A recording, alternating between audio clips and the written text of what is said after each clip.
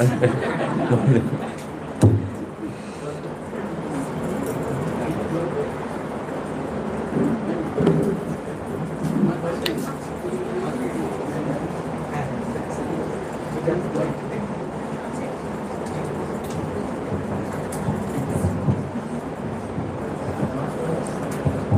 হচ্ছে রামকৃষ্ণ মহাকথামৃত ভবন আয়োজিত ভক্ত সম্মেলনে বিশেষ আকর্ষণ অনুষ্ঠান পূজনীয় শ্রীমৎ স্বামী সর্বজ্ঞানন্দজি মহারাজের আলোচনা। মহারাজ, আমরা এই আলোচনাটি লাইভ টেলিকাস্ট করছি ইউটিউবের মাধ্যমে কথামৃত ভবন। ওম जननीं शारदां देवीं रामकृष्णं जगद्गुरुं पादपद्मे तयो श्रित्वा प्रणमामि मुहुर्मुहुः।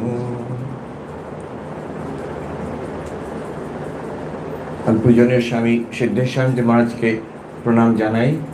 अन्यान्य सन्यासी बृंद ब्रह्मचारी बृंद যারা আছেন তাদের সবাইকে প্রণাম নমস্কার জানাই। ভক্তদের বিশেষ করে নমস্কার জানাই। আপনারা এই বেশ কষ্ট সহ্য করে অনেকে এখানে এসে উপস্থিত হয়েছেন। সারাদিন ব্যাপী যে প্রোগ্রাম, অবশ্য কষ্ট বলবো না, এটা এমন জায়গা, আমি সত্যি ভাবছিলাম চারিদিকে বাড়ি। ভাবুন এইসব বাড়িতে কত রকম স্ট্রাগল, কষ্ট, কত রকমের সংসারের জ্বালা যেখানে আছে। এটিও একটি বাড়ি, এখানেও একটি বাড়ি। এই বাড়িতে কিন্তু যেহেতু একটু কম করলেও অসুবিধা নেই, ফিডব্যাক হচ্ছে। এটা অফ করা আছে, এটা অফ করা আছে। যেহেতু ভগবত চর্চা হয়, ঠাকুরের কথা হয়, মায়ের কথা হয়, ঈশ্বরীয় কথা, স্বামী বিবেকানন্দ পার্শ্বদের কথা হয়, ধ্যান হয়, ভজন হয়, এই বাড়িতে কিন্তু শান্তি। এগুলো সবই বাড়ি, এই একটা বাড়িতে শান্তি আছে সবসময়। ঠিক তেমনই এই আমাদের মাথার ভেতরে একটা বাড়ি আছে, সেই বাড়িতেও আমরা ভরে রাখতে পারি এমন এমন জিনিস যার জন্য সারাক্ষণ আমরা উদ্বিগ্ন হয়ে থাকতে পারি, অশান্ত হয়ে থাকতে পারি, কিংবা এমন একটা অ্যাটমসফিয়ার সৃষ্টি করতে পারি আমরা ভেতরে যাতে এইরকম শান্তি চিরকাল আমাদের মধ্যে একটা atmosphere, we can create that kind of an atmosphere. একটা খুব সুন্দর কথা আমি শুনেছিলাম, হিমালয়তে একটি সাধু বলছেন হিন্দিতে, কিন্তু কথাটা আমি বলে আমি বাংলাতে করে দিচ্ছি। বলছেন যে শান্ত মন মে ভলা সংসার কন দেখা হয় মহাত্মা জি। শান্ত মনে কে সংসার দেখেছে? আমরা ভাবি, দেখুন কথাটা কেমন, যেটাকে বলে কাউন্টার ইনটুইটিভ। আমরা সাধারণত এইভাবে ভাবি না।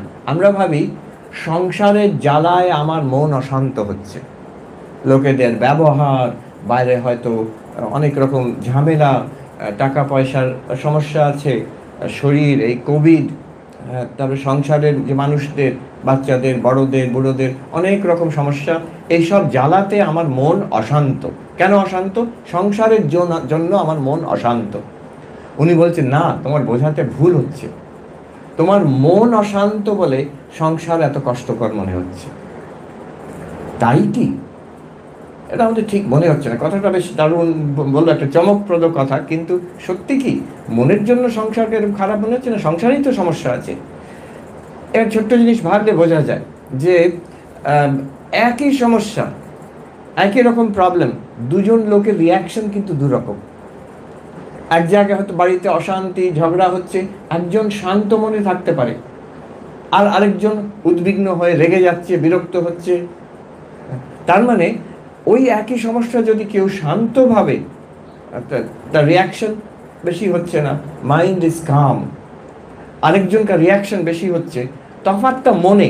সমস্যাটা তো একই, মেনে নিলাম সংসারে অনেক সমস্যা আছে।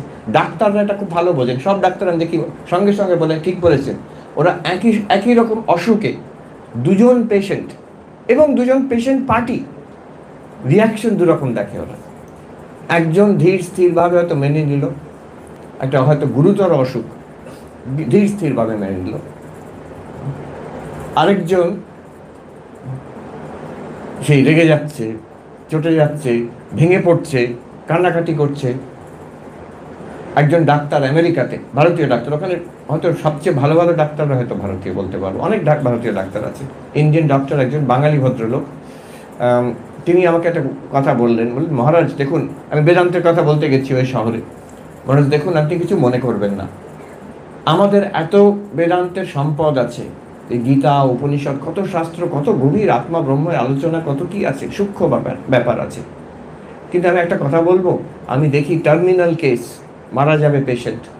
অনেক সময় দেখেছি ইন্ডিয়ান পেশেন্ট, যারা ইন্ডিয়ান, তারা উদ্বিগ্ন, ভেঙে পড়ছে, অশান্ত, ছটপটে। আবার আমি দেখেছি আমেরিকান ক্রিশ্চান, হিন্দু নয়, খ্রিস্টান, যার একটা সরল ভগবানে বিশ্বাস আছে, যিশুতে বিশ্বাস আছে, সে কিন্তু শান্তভাবে মেনে নিল, বললো থ্যাংক ইউ ডক্টর, আপনি যথেষ্ট করেছেন, আমি খুব গ্রেটফুল। মারা যাচ্ছে সে। তো তফাৎটা কেন হচ্ছে? আমি বলছি দেখুন, সে কিন্তু যেটুকু সে জানে, একটা সরল বিশ্বাস ভগবানে, ঈশ্বরে, তার যিশুর ওপরে বিশ্বাস আছে, ভক্তি আছে, একটা শ্রদ্ধা আছে, আমাকে তিনি দেখবেন, তাতেই তার হয়ে যাচ্ছে। আর আমরা এত আত্মা, ব্রহ্ম, চৈতন্য, পঞ্চকোষ বিচার এসব করেও কিন্তু মুখে মুখে কথাটা যদি মুখে মুখে থেকে যায়, অন্তরে না ঢোকে, যখন ঠাকুর বলছেন যে বেড়াল যখন টিয়া পাখিকে ধরে, টিয়া পাখি যতই রাম রাম শেখাও, বেড়াল ধরলে সে ক্যাঁ করে উঠবে। বেড়াল মানে মৃত্যু, বেড়াল মানে যে রোগ, শোক, তাপ, তখন আমরা ক্যাঁ করে উঠি। যে তত্ত্বটিকে, যেটাকে আমি অন্তরে অন্তঃসাৎ করতে পারবো, অ্যাসিমিলেট করতে পারবো, সেটা আমার কাজ দেবে। যেটা শুধু বইয়ের কথা রয়ে গেল, সেটা কাজ দেবে না। এটা একটা কিন্তু বড় কথা, ভেবে রাখা দরকার।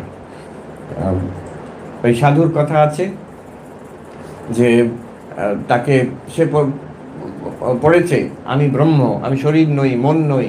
তার একটা ছোটোখাটো অপারেশন হবে হাতে। তো ডাক্তার বলেছে একটা অ্যানেস্থেশিয়া দিয়ে দিই, লোকাল অ্যানেস্থেশিয়া। সাধু বলছে कोई बात नहीं, मैं ब्रह्म हूँ, मैं शरीर नहीं हूँ, तुम काटो। তো বলছে আমি তো ব্রহ্ম, আমি তো শরীর নই, তুমি কাটো, কোনো অ্যানেস্থেশিয়া দরকার নেই। যে মহাত্মাজি আপনি ঠিক বলছেন তো, কারণ লাগবে, একটু ব্যথা হবে। আরে কাটো, আমি তো ব্রহ্ম হ্যাঁ, হাম দ্রষ্টা হ্যাঁ, লাগুক কি আছে, আমি তো দ্রষ্টা।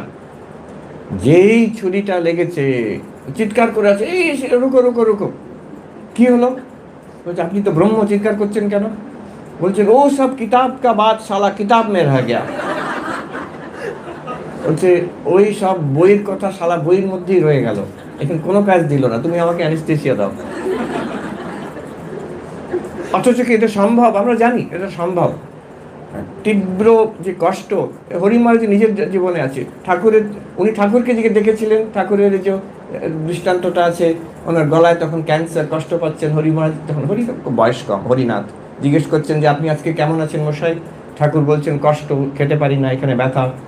তারপরে হরিনাথ তখন বলছে আমি দেখছি আপনি মহা আনন্দে আছেন। ঠাকুর বিরক্ত না হয় বলছে ও শালা ধরে নিয়েছে।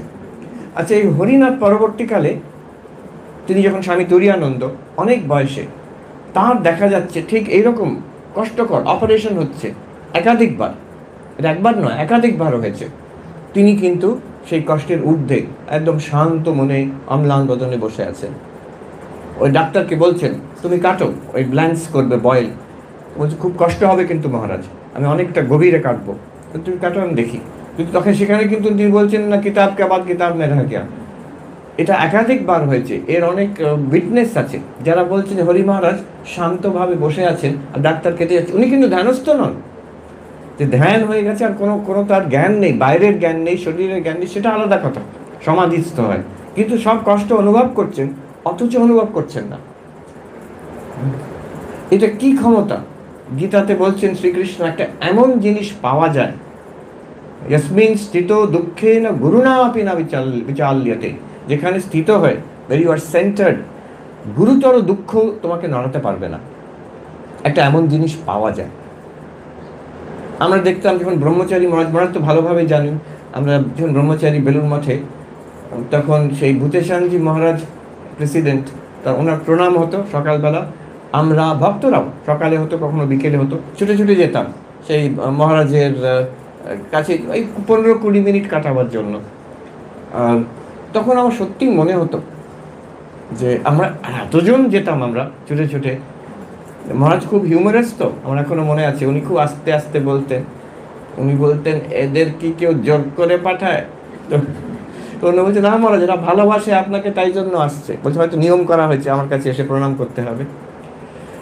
তো আমরা দেখতাম কি কি আকর্ষণ, আকর্ষণ ওইটাই আমাদের সবাইকার, সাধু ব্রহ্মচারী ভক্ত সবাইকার মনে হতো যে এই মানুষটি কিছু একটা পেয়েছে, যার জন্য তার এত ধীর স্থির শান্ত এবং প্রেমিক এবং সহৃদয় ভাব, সারাক্ষণ একবারও কেউ উদ্বিগ্ন দেখেনি তাকে। কতবার কষ্ট, এতে অনেক ঘটনা আছে, তো অনেক বয়স, তো অনেক শরীরে কষ্ট ছিল। একবার আমাদের আচার্য মহারাজ, আমরা ব্রহ্মচারী মহারাজ প্রণাম করতে গেছি, শুনেছি মহারাজের 102 জ্বর। ভাবুন বয়স কত তখন, 95+। তো আমাদের আচার্য মহারাজ জিজ্ঞেস করছেন, মহারাজ আপনার কি শরীরে কষ্ট হচ্ছে? উনি বলছেন, তোমরা এত শরীর শরীর করো কেন, শরীর এত শরীরে মন কেন তোমাদের? উনি বলছেন। আবার কখনো হিউমারাসলি কাটিয়ে দিতেন কথাটা। একবার জিজ্ঞেস করা হয়েছে, মহারাজ আপনার শরীরে কষ্ট হচ্ছে? তখন 96 এরকম আরো বয়স, আর শরীর বেশ খারাপ তখন। আপনার শরীরে কষ্ট হচ্ছে? তো তখন মহারাজ বলছেন, হ্যাঁ আমার হাঁটুটা কনকন করছে, আমার এই চোখ দুটো কড়কড় করছে, কানটা ভোঁ ভোঁ করছে। প্রত্যেকটা ভাষার চয়েস আমি অত বলতে পারবো না, প্রত্যেকটা অঙ্গতে কি হচ্ছে ঠিক ঠিক যে বাংলা ভাষায় যেগুলো আছে, হ্যাঁ, এই কপালটা ডিপ ডিপ করছে, এই করে সবটা ডেসক্রিপশন দিয়ে বললেন। তবে আমি কমপ্লেন করছি না, আমি এসব নিয়ে ভালোই আছি। মহাপুরুষ মহারাজের দেখা গেছে, আমরা এই যে দেখে ভূতের সঞ্জীব মহারাজকে দেখে আমার মনে হয়েছিল এক রকমের, এটাকে বলে হোলি এনভি, একটা আধ্যাত্মিক ঈর্ষা, যে আপনার কাছে কি আছে সেটা আমার চাই, কি এমন আছে মানুষটার কাছে। আমরা ওই জন্য সবাই ছুটে যেতাম, জেনে জানতে অজান্তে। মহাপুরুষ মহারাজের এরকম একাধিক ঘটনা আছে। ওনার একবার কাশিতে খুব শরীর খারাপ, তখন সকালবেলা সাধুরা গিয়ে প্রণাম করতে গেছেন, স্বামী শিবানন্দজি মহাপুরুষ মহারাজ। মহারাজ কষ্ট হচ্ছে? বলছেন না, কাল রাতে কষ্ট হচ্ছিল খুব, বাবা বিশ্বনাথ এসে দুটিকে আলাদা করে দিল। দুটি কি দুটি দেখবো আমরা, দুটিকে আলাদা করে দিল কি। আরেকবার বেলুর মঠে একটু হাঁপানি ছিল, খুব কষ্টকর, অনেক। উনি আমার পার্শ্বদের মধ্যে সবচেয়ে দীর্ঘায়ু ছিলেন, 80 ইয়ার্স কত বেঁচেছে মনে হচ্ছে। তো সারা রাত ঘুমোতে পারেননি, সাধুরা খবর পেয়েছে। তো তারপরের দিন সকালে সবাই প্রণাম করতে গিয়ে বলছে, মহারাজ আপনার কষ্ট হয়েছে, সারা রাত ঘুমোতে পারেননি, আপনার তো কষ্ট হচ্ছে খুব। বলছে, না না আমি তো ভালো আছি, কিন্তু এই যে আমরা শুনলাম যে আপনি সারা রাত ঘুমোতে পারেননি, এরকম হাঁপানি।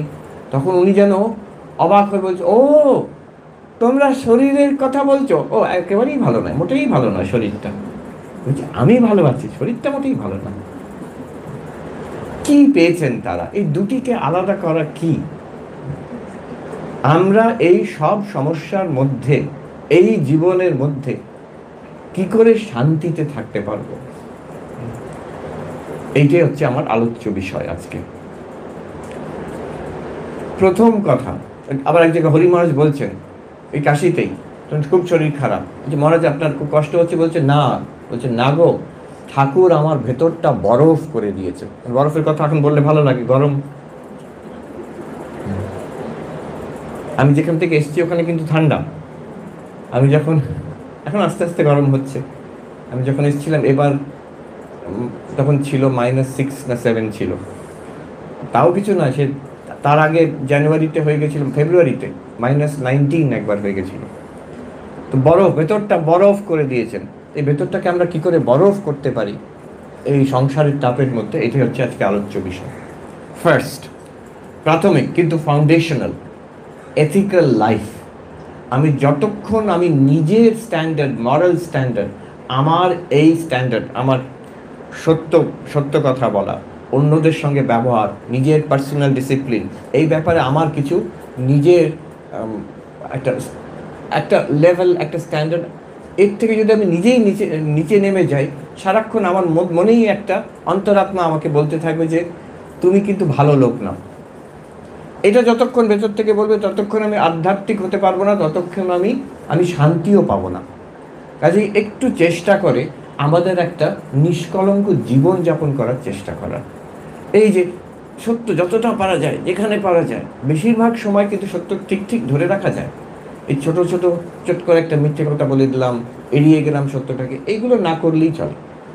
নিজের একটা মরাল স্ট্যান্ডার্ড, অন্যদের সঙ্গে একটা নিষ্প্রিয় একটা প্রেমের একটা ওয়েল উইশার। আমি সবাইকার মঙ্গল কামনা করি। যে আমার সঙ্গে শত্রুতা করছে সেও আমি জানবো সে সংসারের মোহতে পড়ে তার কোনো ছোট স্বার্থ চরিতার্থ করার জন্য সেখানে সে ফেঁসে আছে, তার জন্য আমার ওপরে তার রাগ হচ্ছে, কিন্তু সে কিন্তু মূলত সেই ঈশ্বর যে আমি, আমার সঙ্গে সে এক। তার সাময়িক সেই ভুলের জন্য আমি তার উপরে রাগ করব না, প্রতিশোধ নেব না, নিজেকে সামলাবে, ফোঁস করবে। এই আমি কিছুদিন আগে একটা অদ্ভুত জায়গায় বক্তৃতা দিতে গেছিলাম, সেখানে এরকম অডিয়েন্স বসে আছে, কিন্তু অডিয়েন্স কারা? সবাই হচ্ছে পুলিশ, তো সবাই বিভিন্ন থানার অফিসাররা। তো তারা বলছে এসব কথা কিন্তু চলবে না, আমি ক্রিমিনাল, বদমাইশ, দোষ দৃষ্টি করলে কি বাবা, তো দোষ দৃষ্টি করা তো আমার কাজ, আমার চাকরিটাই তো দোষ ধরা। তো সেইখানে ঠাকুরের কথা ফোঁস করবে, কামড়াবে না। মানুষকে যে ভয় দেখাতে হয় তার থেকে, তাকে ঠিক পথে নিয়ে আসার জন্য, তার থেকে সত্য বার করার জন্য, সেটাও করা চলে। তো কিন্তু do not deviate from the path of ধর্ম। ধর্ম থেকে অধর্মে নেমে গেলে সেখান থেকে কিন্তু আধ্যাত্মিক জীবনযাপন হয় না, সেখানে ভক্তিও কাজ দেবে না, যোগও কাজ দেবে না, বেদান্ত তো দূরের কথা, জ্ঞানও কাজ দেবে না। আমি চেষ্টা করব যতটা সম্ভব, স্লিপ হতে পারে, ভুল হতে পারে, কিন্তু তার জন্য আমি মেনে নেবো না যে আমি খারাপ মানুষ বলে। আমি খারাপ মানুষ নই। এ দেখুন, দুর্যোধন আর অর্জুনের মধ্যে ওইটুকু পার্থক্য। যখন শ্রীকৃষ্ণ দুর্যোধনকে বোঝাতে গেছেন, বাবা এটা করো না, তুমি অধর্ম করছো, দুর্যোধন প্রত্যেক একদম স্ট্রেট আওয়ে বললেন যে ধর্ম অধর্ম আমাকে শিখিও না, আমি জানি যেটা আমি করছি এটা ভালো করছি না, আমি জানি যেটা ভালো সেটা আমি করছি না, সেটাও বুঝতে পারি, কিন্তু সেটা আমার সমস্যা নয়। ভালো মন্দের তফাৎ আমি খুব বুঝি, কিন্তু তফাৎটা কি? আমার মন্দটা যেটা খারাপ করছি সেটা আমি নিজেকে আটকাতে পারি না, আর ভালো যেটা ঠিক করা উচিত ইচ্ছে হয় না। সরাসরি বলে দিলেন শ্রীকৃষ্ণকে, কিন্তু এটা সত্য কথা একটা, যেটা ভালোটা আমার করতে ইচ্ছে হচ্ছে না, আর খারাপ কিন্তু আমার করতে খুব ইচ্ছে হয়, আমি নিজেকে আটকাতে পারি না। জানামি ধর্মম নচমে প্রবৃত্তি, জানামি অধর্মম নচমে নিবৃত্তি। ধর্ম করতে ইচ্ছে করে না, অধর্ম থেকে আমি আটকাতে পারি না। আমার যখন লোভ হয়, প্রলোভন হয়, ক্রোধ হয়, রেগে যাচ্ছি যখন, তখন আমি নিজেকে আটকাতে পারি না, আমি খারাপ কাজ করে ফেলি। কেন করি? বলছি কেনাপি দেবেন হৃদয় স্থিতেন যথা নিয়োজিত অস্মি তথা করোমি। এই আমার মনের মধ্যে একটা ফোর্স আছে, একটা পাওয়ার আছে আমার সাবকনশিয়াস মাইন্ডে, সেটা সেই কোনো এক দেবতা, একটা শক্তি আমাকে যেদিকে ঠেলে দিচ্ছে আমি ওই দিকে চলছি। তুমি ওই ভালো ভালো কথা জ্ঞান দিয়ে কোনো লাভ নেই, এটা তো শুনবো না। অর্জুন একই কথা বলছেন, অর্থাৎ কেন প্রযুক্ত পাপম চরতি পুরুষ অনিচ্ছন্নপি বাসনেয় বলাদিব নিয়োজিত। অর্জুন জিজ্ঞেস করছেন একই কথা যেটা দুর্যোধন বলছেন। অর্জুন বলছেন কিসের দ্বারা, কোন পাওয়ারের দ্বারা, সে impelled by what power does a person commit sin unwillingly. সে চায় না খারাপ করতে, কিন্তু খারাপ করে ফেলছে। সে চায় না রাগ করতে, কিন্তু রাগ করে ফেলছে। সে চায় না মিথ্যা কথা বলতে, মিথ্যা কথা বলে ফেললো। ডায়াবেটিস হয়েছে, সে চায় না দুটো রসগোল্লা খেতে, কিন্তু খেয়ে ফেললো। তো কি পাওয়ার ভেতরে? তারপরে শ্রীকৃষ্ণ তো বোঝালেন, বেদান্তের কথা বোঝাচ্ছেন, মনের সাইকোলজি বোঝাচ্ছেন। কিন্তু আমার পয়েন্টটা এখানে দেখুন, অর্জুন আর দুর্যোধনের মধ্যে একটা তফাৎ। অর্জুন প্রশ্ন করছেন যে কি জন্য এটা হচ্ছে, আমি কি করতে পারি। দুর্যোধন কিন্তু প্রশ্ন করছেন না, দুর্যোধনের কোনো ইচ্ছে নেই আর কিছু চেঞ্জ করার জন্য, এইভাবেই চলবে। ওভাবে চললে কোনোদিন আধ্যাত্মিক কেউ হতে পারবে না। আমি আধ্যাত্মিক হতে পারি, আপনি হতে পারেন, সবাই হতে পারেন, if we are willing to change. একটু চেষ্টা যদি করি আমরা নৈতিক জীবন ধরে রাখার জন্য। ঠাকুর খুব জোর দিতেন বিশেষ করে সত্যের ওপরে, সত্য কলির তপস্যা বলে। আমার মনে আছে এক জায়গায় আমি দিল্লিতে দেখলাম একজন বৃদ্ধা ভদ্রমহিলা, তিনি অনেক একটা প্রজেক্টের জন্য অনেক টাকা দিয়েছেন। এসে তখন পূজনীয় স্বামী গৌতমানন্দজি মহারাজ, ভাইস প্রেসিডেন্ট মহারাজ তখন গেছিলেন। আমি সবে দিল্লিতে পৌঁছেছি এবার আমেরিকার থেকে। তো মহারাজ, আমি পাশে দাঁড়িয়েছিলাম বলে মহারাজ একটা কথা বললেন তাকে ডেকে নিয়ে। তিনি প্রণাম করে চলে গেছিলেন, মহারাজ আবার ডেকে আনলেন, একটা কথা বললেন, কেউ শুনতে পায়নি, আমি শুনেছি আর উনি শুনেছেন। মহারাজ কথা যেমন বললেন এত হৃদয়স্পর্শী। উনি বললেন যে দেখো, ঠাকুর সবাইকার টাকা গ্রহণ করেন না, তোমারটা গ্রহণ করেছেন তিনি, তুমি ধন্য, you are blessed. Sri Ramakrishna does not accept টাকা, সেবা, এমনকি ডাক। এই যে আমরা এসেছি এখানে, আজকে সকালে কুটিবাড়িতে গেছিলাম দক্ষিণেশ্বর, যার উপর থেকে ঠাকুর কে কোথায় আছিস, তো সেই ডাকের জন্য আমরা কিন্তু সবাই এসেছি। একটা টান একটা পেয়েছি আমরা, কিন্তু সবাই পায় না। ইউ আর ব্লেসেড, যে যেখানে আছে। আমরা যদি ঠাকুরকে ভালো লেগেছে একবার, তাহলে আমরা এখানকার লোক, কিছু সেবা করছি, ঠাকুর অ্যাকসেপ্ট করছেন। তো এটা একটা মরাল স্ট্যান্ডার্ড দরকার, এটা রক্ষা করতে হয়, ইটস ভেরি ভ্যালুয়েবল। আচ্ছা, এটা মরাল। আমি অনৈতিক কাজ করব না, আমি সত্য কথা বলবো, নিজের জীবনে একটা ডিসিপ্লিন রাখবো, মানুষের আমি I'll be a well wisher to people. আমি কাউকে এক্সপ্লয়েট করবো না, যতটা পারবো ভালো করব, না পারলে তাদের মঙ্গল কামনা করবো অন্তত। এবার আরেকটু এগিয়ে গিয়ে নিষ্কাম কর্ম, নিষ্কাম কর্মতে শান্তি হয়। এই যে ধার্মিক জীবনযাপনে শান্তি হয়, মরাল লাইফ, যে মরাল লাইফ, এথিক্যাল লাইফ যদি আমরা যাপন করি, তাহলে রাত্রির অন্তত শান্তিতে শুতে পারবো। আমার বিবেকের দংশন থাকবে না যে তুমি লোকটা খারাপ, তুই লোকটা ভালো না হয়ে, এটা আমার অন্তরাত্মা বলবে না, আমার শান্তি হয় তাতে। আরেকটু গভীরে গেলে দেখি, আচ্ছা যে কাজগুলো আমরা করছি নৈতিক, কিন্তু নিজের জন্য করছি, আমি আমার টাকা পয়সা হবে, আমার সংসার ভালোভাবে চলবে, আমার স্বামী স্ত্রী পুত্র বাবা মা সুখে স্বচ্ছন্দে থাকবে, আমি খুব ভালো থাকবো, কোনোটাই খারাপ নয়। আর সবটাই তো মহারাজ আমি তো কিন্তু অনৈতিকভাবে করছি না, যতটা উইদিন দ্য লিমিটস, লক্ষণ রেখার মধ্যে থেকে আমি করছি, সেখানেও যদি আরেকটু আমরা এগিয়ে গিয়ে নিঃস্বার্থভাবে করতে পারি, আমি আমারটা বাদ দিয়ে যেটা ঠিক করা উচিত, অন্যদের মঙ্গল আমি করে যাব, আমার চাই না কিছু, এই ভাবটা যদি নিয়ে আসি, ইটস নট ডিফিকাল্ট। বিশেষ করে জীবনে একটু ম্যাচিওরিটি এলে, আমি নতুন ইয়াং স্টুডেন্টদের বলি না, যাদের আধ্যাত্মিক ভাব এসেছে একটু, তাদের আমি বলি যে যখন ভেবে দেখো সত্যি কি কিছু বাইরে চাওয়ার আছে? কিচ্ছু চাওয়ার নেই। যা চাইবে, আমরা মনে করি আমি যদি সুখ সমৃদ্ধি সব ভোগের জিনিস আমার নিজের জন্য নিয়ে আসি, তাহলে আমি খুব খুশি থাকবো। হয় না। এটা যে ম্যাচিওর, একটু কিছুদিন পরে দেখে একটু ভেবে দেখবেন, আমি তো সারা জীবন খেটে এলাম এইটাকে সুখী করার জন্য। তা 20 বছর কারোর কেউ বেঁচে আছে, কেউ 40 বছর পরে, কেউ 50, 60, 70, 80 বছর পরে। বলুন তো, নিজেকে বলুন, কাউকে বলতে হবে না। আমি সারা জীবন খেটে, নিজের জন্য খেটে, আজ 40, 50, 60 বছরের এফার্টের পরে, সেই যখন বেবি ছিলাম তখন থেকে চেষ্টা করে যাচ্ছি আমি সুখী থাকবো। Are you successful? Am I successful? আমি কি আজকে সুখী? বলতে পারবো যে আমার আর কোনো দুঃখ কষ্ট নেই, আমি খুব আনন্দে আছি, আর কিছুই আমার চাই না, সব ঠিক আছে? বলতে পারবো না আমরা। নিজের স্বার্থের চেষ্টা করতে করতে আজ অব্দি কেউ সুখী হয়নি। স্বামী বিবেকানন্দ বলছেন, selflessness, unselfishness is more paying, but it takes maturity to understand this.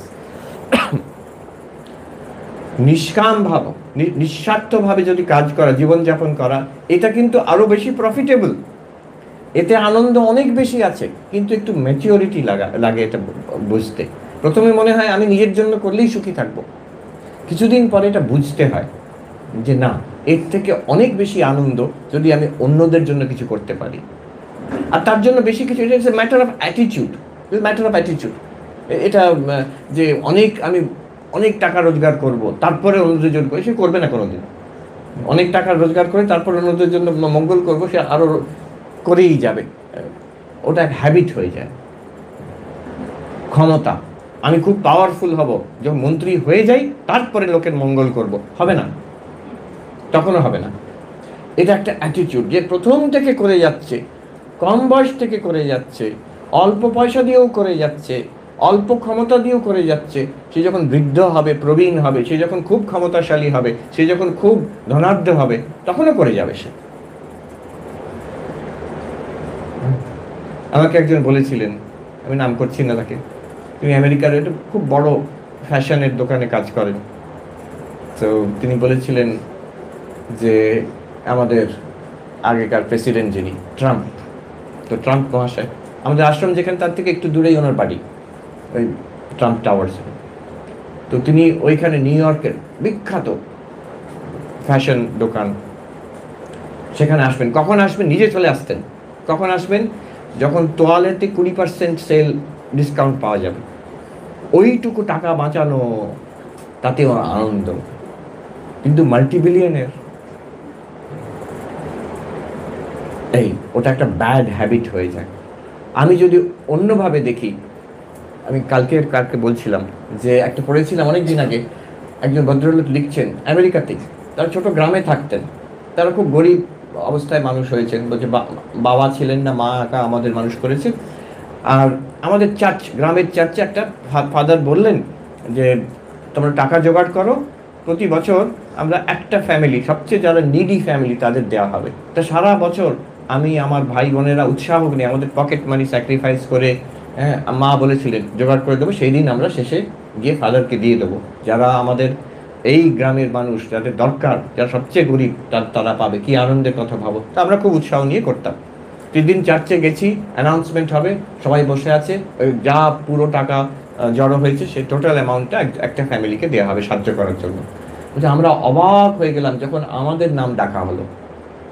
তারা হচ্ছে মানে হোল গ্রামের সবচেয়ে গরিব ফ্যামিলি, কিন্তু তাদের মা কখনো ওদের জানতে দেয়নি যে আমরা গরিব। এই যে এই ফিলিংটা খুব স্ট্রং ওখানে আমেরিকাতে আমি দেখেছি। এটা খুব শেখার মতন। আমি ওখানে দেখেছি অতি বৃদ্ধা আমাদের আশ্রমেই আছেন, 97 ইয়ার্স, যিনি সিনিয়র মোস্ট, যিনি ভক্ত। আরেকজন আছেন 90 ইয়ার্স। কারুর কখনো ওই সাহায্য নেবার না, আমি দেবো অন্যদের, আমি ঠিক আছে, কিছু দরকার নেই। একটা হাতটা ধরি, বলছি ডোন্ট টাচ, আমি ঠিক আছে, আই উইল ট্রাই। অতি কষ্টে হাঁটছেন হয়তো। এই যে অন্যদের দেওয়া, তাতে কিন্তু তারা আনন্দ পাচ্ছে, তাতে আনন্দ পাচ্ছে। নিষ্কাম সেবাতে আনন্দ।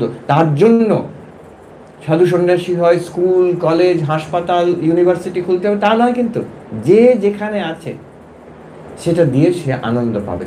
শান্তি, আরো গভীর শান্তি, নৈতিক জীবনযাপন, শান্ত মন, নিষ্কাম জীবনযাপন। আমি চাই না অন্যদের জন্য যতটা হোক, মনে মনে একটা চেঞ্জ দি অ্যাটিটিউড একটু হলেও যদি করতে পারি, তাতে আরো শান্তিটা আরো গভীর হয়। আমাদের একজন সন্ন্যাসী, আমি শুনেছিলাম, তাকে আমি দেখিনি, তিনি আমাদের ইয়াং সন্ন্যাসীদের বলতেন, বেনারস সেবাশ্রম হাসপাতালে বলতেন যে বাপু তোমরা কি বলো যে সন্ন্যাস জীবনে তোমাদের স্ট্রাগল, কাম, ক্রোধ, লোভ, মোহ, এই নিয়ে তোমাদের মন খারাপ হচ্ছে, স্ট্রাগল করতে হচ্ছে, যা হয় প্রথম দিকে ব্রহ্মচারী মরতে আমাদের প্রথম জীবনে। আমার তো কোনোদিন ওইসব বাপু মনে হয়নি। কেন? আমি যখন এখানে আসি যোগদান দিই রামকৃষ্ণ সঙ্গে অনেক বছর আগে, সে ইন্ডিপেন্ডেন্সের আগে, স্বাধীনতার আগে, হাসপাতালে এত লোকের অভাব, এত পেশেন্ট, আমরা সকাল থেকে চলে যেতাম, মানুষগুলো কষ্ট পাচ্ছে, আমি একটু সাহায্য করতে পারি, সকাল থেকে লেগে আছি এই পেশেন্ট থেকে সেই পেশেন্ট, কারোর ওষুধ দেওয়া, কারোর ওই ডাক্তার কি নার্স ডেকে দেওয়া, কারোর সেই বেড প্যান পরিষ্কার করা, এই সারাক্ষণ ছুটছি আমরা। কোনো রকমে দুপুরবেলা ছুটে গেলাম আশ্রমে খেতে, অন্য সাধুরা খেয়ে চলে গেছে, আমি গিয়ে হয়তো থালা খাওয়া ঠান্ডা পড়ে আছে সেটা খেয়ে আবার ছুটে ফিরে এলাম হাসপাতালে। আমি কি করে রেস্ট করবো? আমি জানি ওই পেশেন্ট কষ্টতে আছে, তাকে আমি একটু অন্তত সাহায্য করতে পারি। করতে করতে সন্ধ্যা আরতি মিস হয়ে গেল, সন্ধ্যাবেলা আমার জবদান হলো না, আমি রাত্রিরে ফিরে গেলাম, খাবার রাখা থাকতো, খেয়ে এত ক্লান্ত কোনো রকমে জবদান করে শুয়ে পড়তাম, তারপরে আবার চলতো। এইভাবে 40টি বছর কেটে গেল। আমার তো কোনোদিন মনে হয়নি আমার কোনো কষ্ট হচ্ছে বলে, আমাকে আমার মনে রাগ হচ্ছে, কাম, ক্রোধ, লোভ এসব হচ্ছে। এই দেখুন, নিষ্কামভাবে, অবশ্য তার স্ট্যান্ডার্ডও মানতে হবে, তার যে কোনোদিন তিনি কমপ্লেন করেননি, তার মনে হয়নি যে আমার এত কষ্ট, আমার এত চাপ। 40 বছর কাটিয়ে দিলেন, একটা পূর্ণ মানুষ, একটা পূর্ণ সাধু তৈরি হয়ে গেলেন ওই মেশিন দিয়ে। অবশ্য সেরকম শক্ত মানুষও হতে হবে। নিষ্কামভাবে আনন্দ, আমি এরকম অনেক লোককে দেখেছি। এই রিসেন্টলি একজন ভদ্রলোকের সঙ্গে পরিচয় হলো। তিনি আমি নাম বলতেই পারি, অচ্যুত সামন্ত বলে, উড়িষ্যার লোক। তো আগে আমাকে দেখাতে নিয়ে গেল যে আমি তো ভুবনেশ্বরে ছোটোবেলায় ছিলাম, দেখেছি একটা রাস্তা, সেখানে নন্দনকাননের রাস্তা ছিল ছোটোবেলায়, আমি দেখেছি জঙ্গল দুদিকে, কিচ্ছু নেই। এখন সেখানে একটা bustling township, university township, 60,000+ students, 60,000-এর ওপর ছাত্রী ওখানে পড়াশোনা করে। এই সব একটি মানুষের জন্য, এই অচ্যুত সামন্ত। আমাকে তার গল্প একজন বললো যে উনি একজন কলেজের জুনিয়র লেকচারার ছিলেন কেমিস্ট্রি। একদিন হঠাৎ কি হলো, তিনি সব ছেড়ে দিয়ে, চাকরি টাকরি ছেড়ে দিয়ে 12টি গরিব ছাত্রকে নিয়ে, 2টি টিচারকে নিয়ে একটা ঘর ভাড়া করে আরম্ভ করলেন। সেখান থেকে আজকে 60,000+ স্টুডেন্টস। ওই কিট ইউনিভার্সিটি অনেক, বেঙ্গল থেকে অনেক যায়, engineering college, medical college, law college, তারপরে ম্যানেজমেন্ট কলেজ, আরও কত কি সব দেখাচ্ছিলেন আমাকে, আরও বেড়েই চলেছে। একটা দিক হচ্ছে ওরা বেশ ভালোই চার্জ করে, টাকা তোলে। আচ্ছা, সেই যে টাকাটা তুললো, আর বেশিরভাগ ছাত্র সব উড়িষ্যার বাইরের থেকে আসছে, ওইখানে থাকছে সব। আচ্ছা, সেই যে টাকাটা তুললো সেটা দিয়ে কী করে? প্রফিট। কিন্তু করে কি করলো? 30,000 আদিবাসী ছেলে মেয়ে, আমার এত দেখে ভালো লাগলো, তারা জীবনে ফার্স্ট জেনারেশন লার্নার, 21টা না 22টা ট্রাইব থেকে, ইন্টিরিয়ার এরিয়াস থেকে, তাদের এনে তাদের থাকা, খাওয়া, পড়া, মেডিসিন সব ফ্রি, ক্লাস 1 থেকে 12 অবধি। আর কি ওদের সব ফ্যাসিলিটি আমাকে ঘুরিয়ে দেখাচ্ছিল। একটা হলে নিয়ে গেল ওই ছাত্রদের কিছু বলার জন্য, 7,000 ছেলে মেয়ে বসে আছে একটা হলের মধ্যে। আমি 2-3 মিনিট বললাম, সত্যি একটা মানুষের নিঃস্বার্থ চিন্তার জন্য। আমি সেই ভদ্রলোককে দেখা করতে এসেছিলেন মঠে, আমি ভদ্রলোককে জিজ্ঞেস করলাম, সবাই বলে আপনি এত ত্যাগ করেছেন সারাদিন করে, এখনও কিন্তু উনি কোনোটার উপরে কন্ট্রোল রাখেনি, কোনো টাকা নিজের নেন না, আর নিজের ফ্যামিলি মেম্বারকে কিচ্ছু দেননি, সব অন্য বাইরের লোকে যে বসানো আছে। ওরা ওখানকার লোকেরাই কত প্রাইড নিয়ে আমাকে বলছিল, ওনাকে শুধু ফাউন্ডার বলি আমরা। উনি একটা অফিসও রাখেননি ওখানে, উনি অফিসে কাজ করেন কোথায়? লনে বসে, ঘাসের উপরে বসে কাজ করেন, যার সঙ্গে যে দেখা করতে আসবে এখানে দেখা করবে। আর একদম একনিষ্ঠ জগন্নাথ ভক্ত, ওই একটা উনি ধরে রেখেছেন। তো ওনাকে আমি জিজ্ঞেস করলাম, আচ্ছা মানুষ এত বলে আপনার ত্যাগের কথা, আপনি বলুন আমার যেটা ধারণা, আপনি কি মনে করছেন আপনি ত্যাগ করেছেন? উনি বলছেন, একেবারেই নয় মহারাজ, আমি তো খুব আনন্দে আছি, আমি এত পেয়েছি, এত আনন্দ, এত তৃপ্তি, এত স্যাটিসফ্যাকশন, আমার বিন্দু মাত্র কোনো ত্যাগ বলে মনে হয় না, কিছুই ত্যাগ করিনি।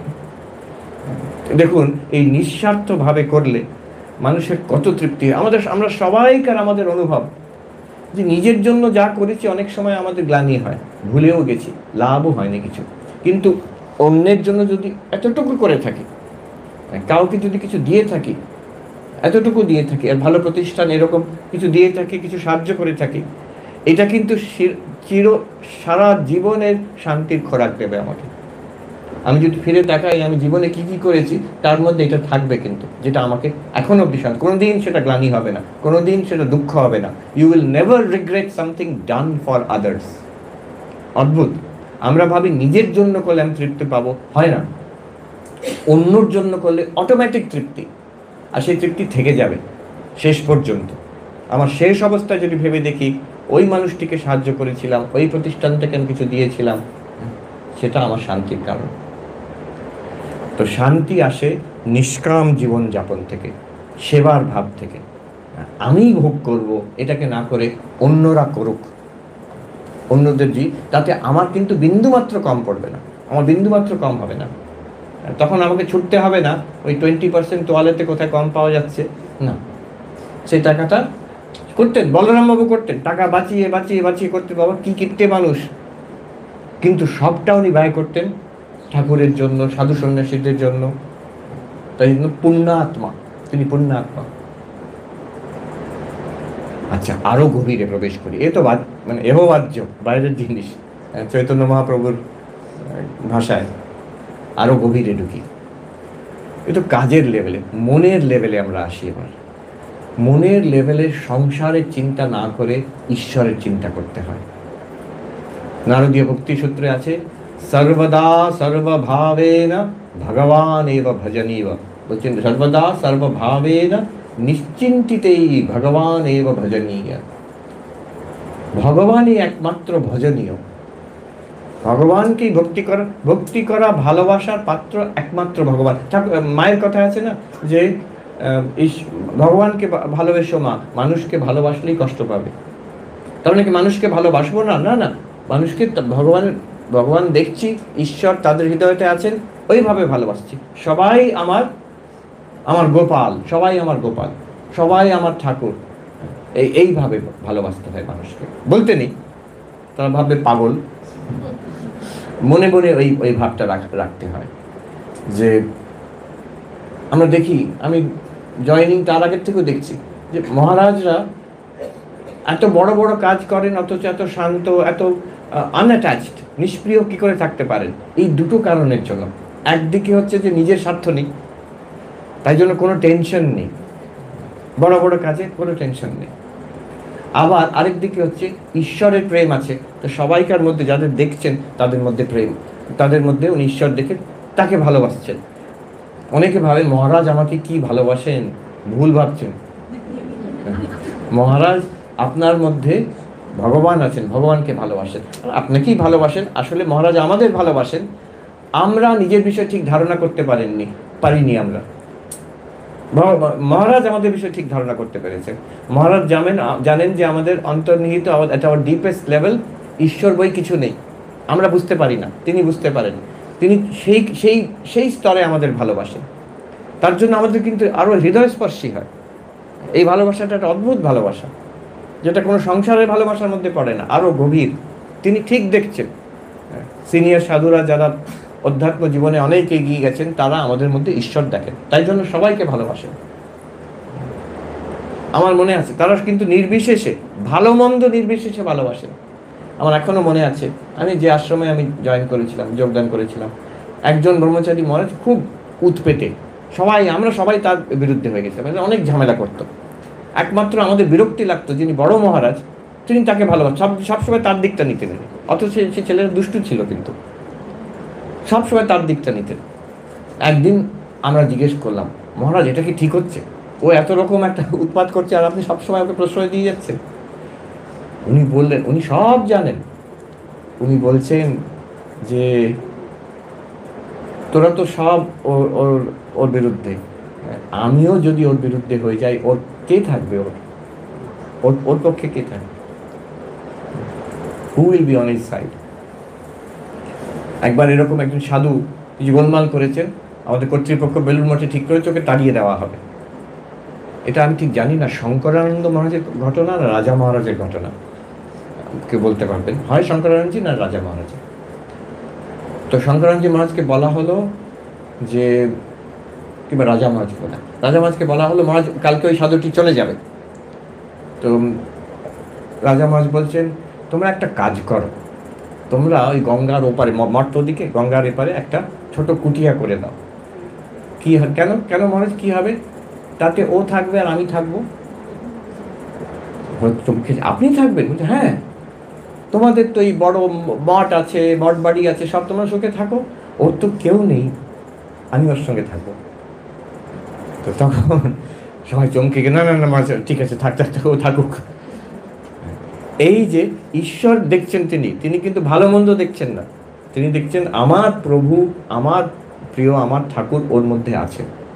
এইভাবে তারপরে তাকে যেমনভাবে শিক্ষা দেওয়া, যেখানে বকতে হবে ভালোবাসা করে। স্বামীজি বলছেন যে এক জায়গায় একটি মঠে কাজ করতো ছেলে, তার বিষয়ে বলছেন যে I can give up my life if necessary for him, and if it necessary for his good, I can hang him from that tree. তার ভালোর জন্য আমি জীবন পাত করতে পারি, আর তার যদি মঙ্গল হয় মনে করে, তা ওকে ওই গাছ থেকে ফাঁসি দিয়ে দিতে রাজি আছেন। কারণ যদি কঠোর হতে পারেন না তা না, খুব কঠোর হতে পারতেন, কিন্তু সবসময় মঙ্গল কামনা। তার ভেতরে অন্তর্নিহিত দেবত্ব দেখছেন, সেই দেবত্ব জাগিয়ে ওঠা উদ্দেশ্য, শুধু সেন্টিমেন্টাল ভালোবাসা উদ্দেশ্য না। তো ঈশ্বরকে ভালোবাসা সবাইকার মধ্যে, নিশ্চিন্তিতে বলছেন, চিন্তা ছেড়ে দিয়ে, সব রকম চিন্তা ছেড়ে দিয়ে ভগবানকে ধরে রাখো। আমি ঈশ্বরকে ভালোবাসতে পারছি না, এইটাই আমার চিন্তা। আমি ঈশ্বরকে ডাকতে পারছি না, এটাই আমার চিন্তা। টাকা পয়সা চিন্তা নেই, বাড়ি ঘরের চিন্তা নেই, মানুষ কিভাবে আসতে যাচ্ছে ওসব হয়ে যাবে, ওসব হয়ে যাবে কম বেশি। ওগুলোকে ধরলে সংসার ধরা হলো, ঈশ্বরকে ধরলে সংসার থেকে মুক্তি হয়ে যাবে নিশ্চিন্তিতেই, কোনো চিন্তা ছাড়া। এই ঘটনা আমি বলেছিলাম আগেও, আমাদের মুমুক্ষানজির মাঝে ঘটনা। আমাকে আমাদের সিনিয়র একজন মহারাজ আমাকে বলেছিলেন যে, আমি আবার বলছি, হয়তো অনেকেই শুনেছেন, আমার এত ভালো লাগলো কথাটা, যে মহারাজ মুমুক্ষানজি মহারাজ তখন খুব শরীর খারাপ, ওনাকে হুইল চেয়ার করে মঠে নিয়ে যাওয়া হচ্ছে। এই মহারাজ আমার বন্ধুস্থানীয়, তিনি গিয়ে জিজ্ঞেস করলেন, মহারাজ আমি শুনেছি আপনার খুব কষ্ট হচ্ছে। তো মহারাজ বলছেন, কে বলেছে তুই আমার কষ্ট হচ্ছে? ভগবান ভক্তকে কখনো কষ্ট দেন না। যে ভাবে যে ভগবান আমাকে কষ্ট দিচ্ছে, সে ভগবত প্রেমী নয়, ভগবত দ্বেষী। হ্যাঁ, শরীরের কষ্ট আছে, কিন্তু তাতে আমার কিছু যায় আসে না। আমার শুধু এইটুকু কষ্ট যে আমি শরীরের কষ্টের জন্য ঠাকুরকে ডাকতে পারছি না সেইভাবে, যেমনভাবে আমি ডাকতে পারতাম। এই দেখুন, আমি সঙ্গে সঙ্গে মনে হলো বেদান্ততে পঞ্চদশী নামক যে গ্রন্থ, বেদান্তের একদম সেই গ্রন্থতে একটি চ্যাপ্টার আছে, সেটার পুরো চ্যাপ্টারটাই হচ্ছে জীব সৃষ্টি আর ঈশ্বর সৃষ্টি। সেখানে বলা হচ্ছে ঈশ্বর সৃষ্টি মানুষকে কষ্ট দেয় না, জীব সৃষ্টি মানুষকে কষ্ট দেয়। ঈশ্বর সৃষ্টি কি? এই জগৎ, এই শরীর, এটাও কিন্তু আমাদের কষ্ট দেয় না। কি করে? এই শরীরেই তো রোগ হয়, এই সংসারেই তো সব রকম ঝামেলা, তাহলে ঈশ্বর কি করে কষ্ট দিচ্ছেন না? না। কষ্ট কখন হয়, কার হয়? দেখুন, একই শরীরে থেকে একই ক্যান্সার ভোগ করে ঠাকুর কিন্তু মহানন্দে বেরিয়ে গেলেন।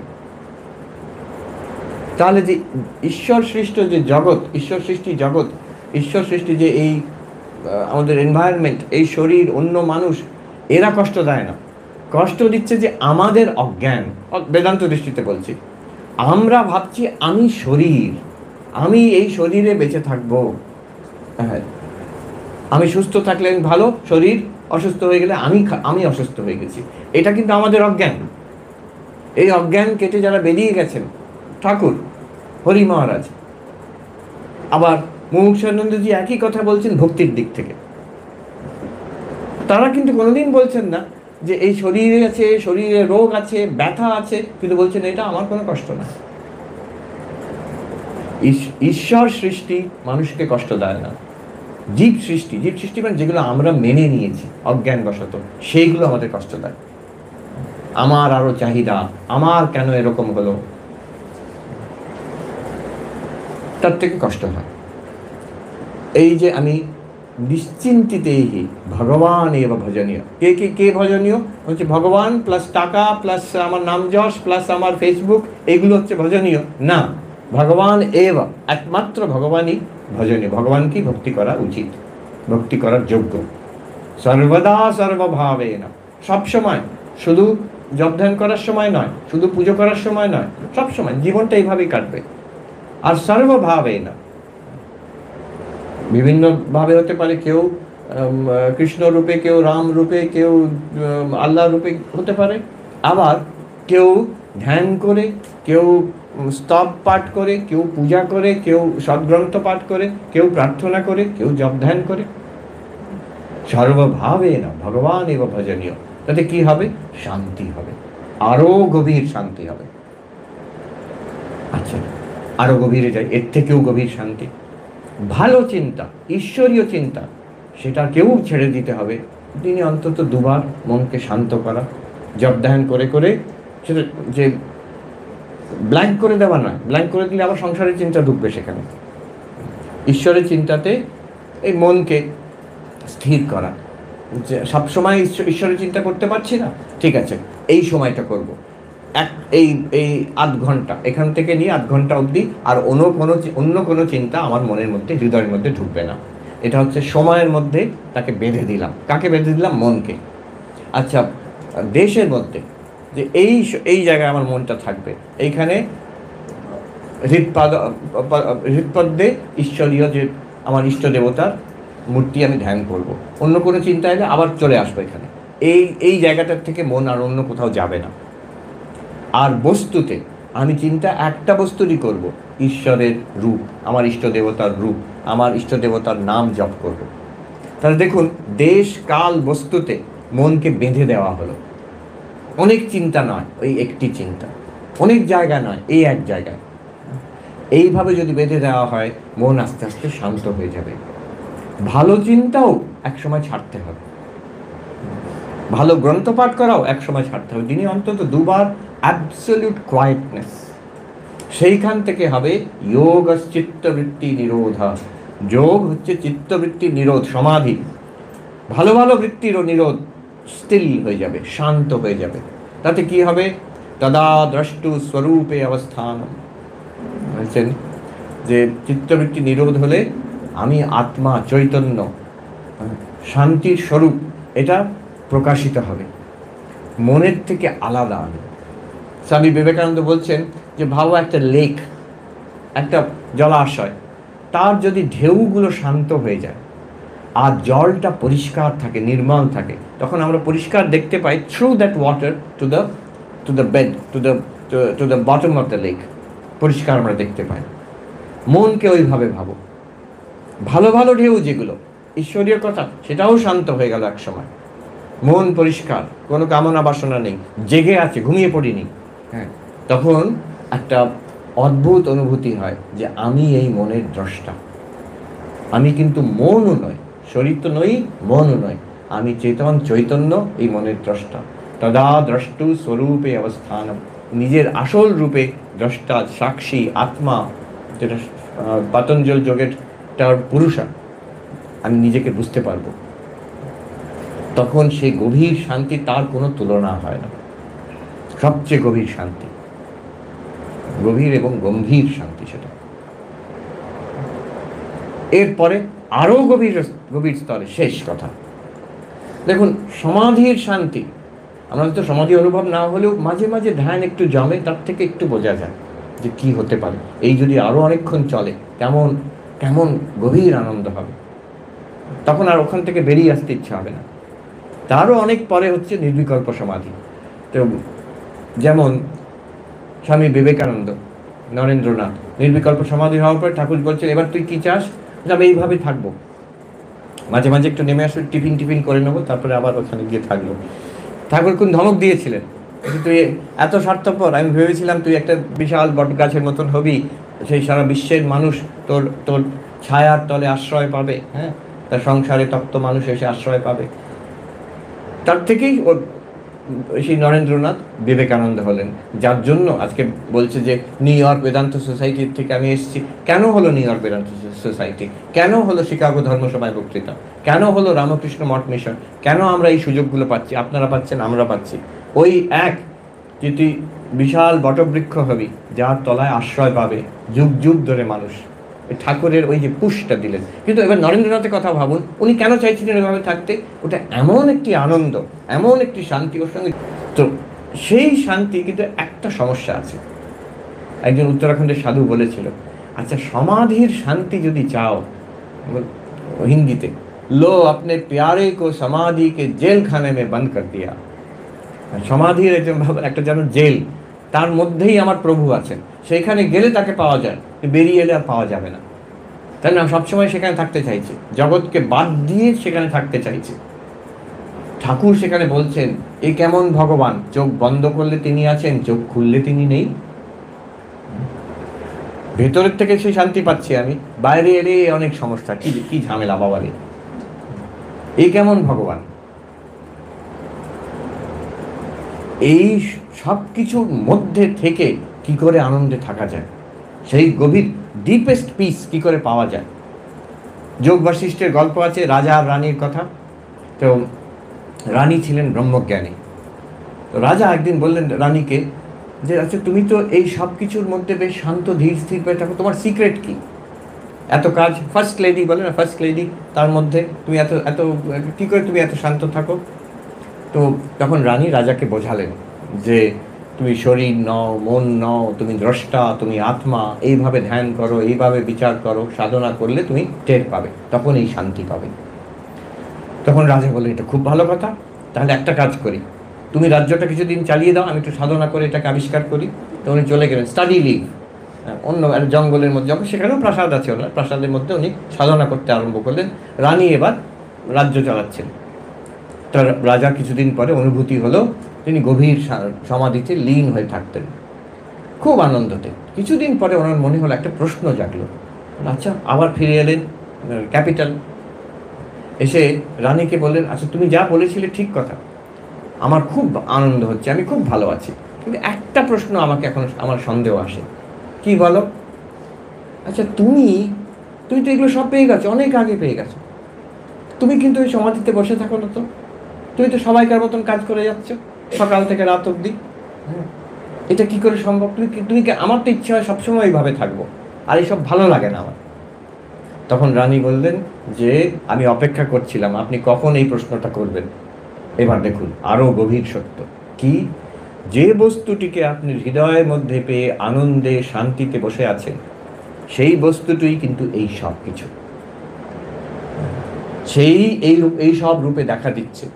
ঠাকুর বলছেন, নেতি নেতি করে আমি ছেড়ে ছেড়ে গেলাম, একতলা দোতলা গিয়ে ছাদে উঠলাম। এবার দেখলাম ছাদটা যে বস্তু, যে চুন কাঠ সুরকি সিমেন্ট এসব দিয়ে তৈরি, সেই একতলা সিঁড়ি, এই দোতলা একতলা গ্রাউন্ড ফ্লোর সব কিছু সেই একই বস্তু দিয়ে তৈরি। নেতি নেতি করে আমি পেয়ে গেলাম, শরীর নয়, মন নয়, মনোবুদ্ধি অহংকার চিত্তানি নাহম। তাহলে কি? চিদানন্দ রূপা শিবোহম শিবোহম। খুব ভালো। এবার ওইগুলো কি হবে? মন, বুদ্ধি, চিত্ত, অহংকার, শরীর, অন্যরা সবাই, বিশ্ব ব্রহ্মাণ্ড, এগুলো কি? এটাও কিন্তু সেই চিদানন্দ রূপ শিবোহম। এখানে জ্ঞান থেকে বিজ্ঞানের লেভেলে আমরা পৌঁছে যাচ্ছি। চোখ বন্ধ করে শান্তি, চোখ খুলেও শান্তি। রঙ্গনাথনজির কথা, when I close my eyes I get peace within, when I open my eyes my attitude is what can I do for you. This is spirituality. কেন? Close my eyes open my eyes, একই তত্ত্ব উনি ভেতরে অনুভব করছেন, বাইরেও অনুভব করছেন। এই অদ্বৈত তত্ত্ব। তুই ধ্যানস্থ হয় ডুবে থাকতে চাও শান্তিতে, খুব ভালো। চোখ খুলে সেই প্রভুকে তুমি যদি সর্বভূতে দেখো আর সেবা করো, তোমার শিবজ্ঞানের জীব সেবা একই। এটা কিন্তু আরো আনন্দের ব্যাপার নয়? স্বামী বিবেকানন্দ বলছেন, একটা কথা বলছেন, আমার খুব ভালো লেগেছে। উনি বলছেন, একটা যোগী যখন একটা মানুষের মুখ দেখে তার হৃদয় আনন্দে ভরে যায়। নিষ্পাপ মনে সবকিছুই আনন্দ দেবে। যে তোমার দুঃখ হচ্ছে, এটা কিন্তু জেনে রেখো, স্বামীজি বলছেন, এ পাপের ফল। এর মানে নয় যে আমার শরীর খারাপ হয়েছে, লোকে দুর্ব্যবহার করছে, আমার ক্যান্সার হয়েছে, এগুলো আমার তাহলে আমার পাপের না, তার জন্য যে আমার দুঃখ হচ্ছে এইটা পাপ থেকে। যে পূর্ণ আত্মা, তার সেই সব রোগ শোক হয়েও তার দুঃখ হবে না, তার মন আনন্দে ভরে থাকবে। এই যে হৃদয়ে, আমাদের সন্ন্যাসী মহারাজ এখানে তিনি খুব সুন্দর কথা বললেন। তিনি বললেন যে এই যে মা বলছেন, দুঃখ কি জানি নে বাপু, তিনি মানে ঠাকুর হৃদয়ে আনন্দের ঘট বসিয়ে দিয়ে গেছে। এই হৃদয়ে আনন্দের ঘট বসানোর সাধনা আমাদের করতে হবে, আমরা করছি। কি করে হবে সেই সাধুটি বললেন যে চোখ বন্ধ করে আমরা ভেতরে অমৃত পান করব। এবার চোখ খুলে এই সংসার থেকে যে বিষ আসছে সেটাও আমাদের গিলে নিতে হবে। তাহলেই আমরা শিব, নীলকণ্ঠ শিব বিষ গিলে নিয়েছিলেন, তাহলে আমরা শিব হতে পারবো। অমৃত পান ভেতরে না করলে, আনন্দের ঘট ভেতরে না থাকলে বাইরের সঙ্গে কিন্তু আপনি শান্তি পাবেন না। কেউ যদি বলে ও সবটাই ঈশ্বর, তাহলে আর ধ্যান করার কি দরকার, তাহলে আর এই বেদান্ত করার কি দরকার, এই তো ঠিক আছে, এই নিয়েই থাকবো আমি, তাহলে কিন্তু সংসারই থাকলো। আগে ওই ছাদে উঠতে হবে, তারপরে ওটাকে দেখে তখন চিনবে এই সব ঈশ্বর। ছাদে না ওঠা অবধি তখন তো মানুষ, তখন তো টেবিল চেয়ার। এই যে বিজ্ঞানের অবস্থা, সর্বভূতে ঈশ্বর দর্শন, সব কিছুতে ঈশ্বর, যে জিনিসটা আমি ভেতরে পেয়েছি সেটাও বাইরে আছে। মানুষের মুখ দেখলেই আনন্দ হবে। যে ঠাকুর বলছেন ঝাড় প্রদীপের মতন দেখলুম। ঝাড় প্রদীপ স্যান্ডেলিয়ার বলে না, যে অনেকগুলো ছোটো ছোটো আলো ঝলমল করছে। ভাবুন চৈতন্য, এক চৈতন্য এতগুলো মুখের মধ্যে দিয়ে আসছে, ঝলমল করছে।